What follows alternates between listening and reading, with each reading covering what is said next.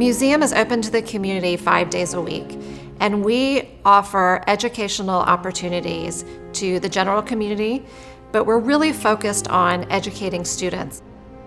It amazes me that over 50% of millennials and Gen Z have no idea what a concentration camp is. They couldn't even tell you the name of one.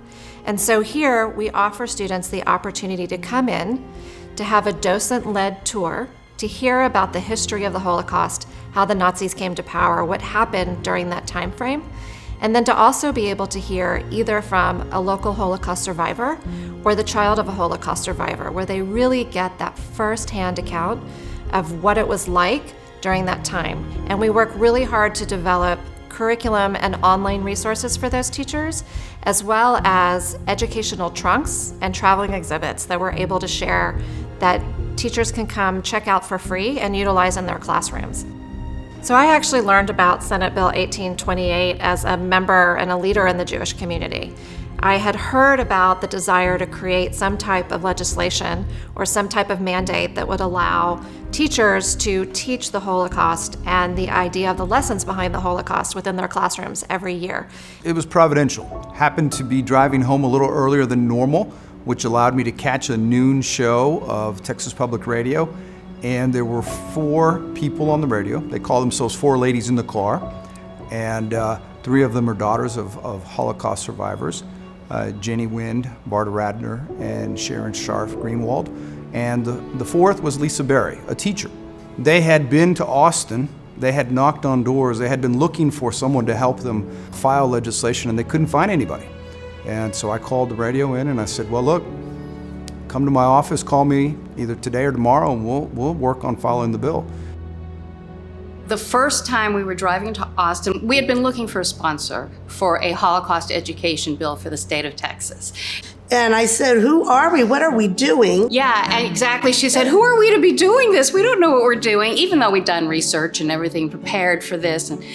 But after she said that, we went, yeah, really? We're just 4 ladies in a car driving up to Austin.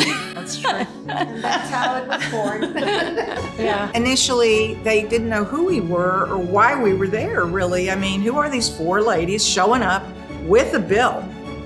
You know, we drafted a bill and saying, here, do this. It just didn't go over well initially. Yeah.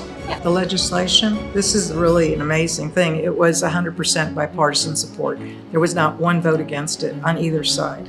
It absolutely can start in kindergarten, not necessarily teaching the horrors of the Holocaust, but teaching acts of kindness, how to be kind to one another, how to tolerate. So 1st through 3rd grade should be focusing on teaching kindness to the kids, and then 4th grade start introducing what happened in the Holocaust. But now I'm beginning to realize it's not just the kids, it's the adults as well. It's the educators. How can the teachers teach if they themselves don't understand? I'm not a Jewish person. I'm a Christian person. Born and raised, my grandfather was an Assembly of God minister. I've seen both sides of bystander and upstander. And what really started it all for me was long before I was ever a teacher. I was a high school student in a small school, and we had our valedictorian-to-be was just harassed and bullied, and he took his life. Why did I sit when I was a kid? Why did I sit and do nothing? And I realized that's what a bystander is. They're usually afraid to stand up because they don't want to be the next victim. And once I understood that, then I started coming up with skills to teach them through Children of the Holocaust. And that's where I started learning about it. And I thought, I cannot be a bystander as an adult.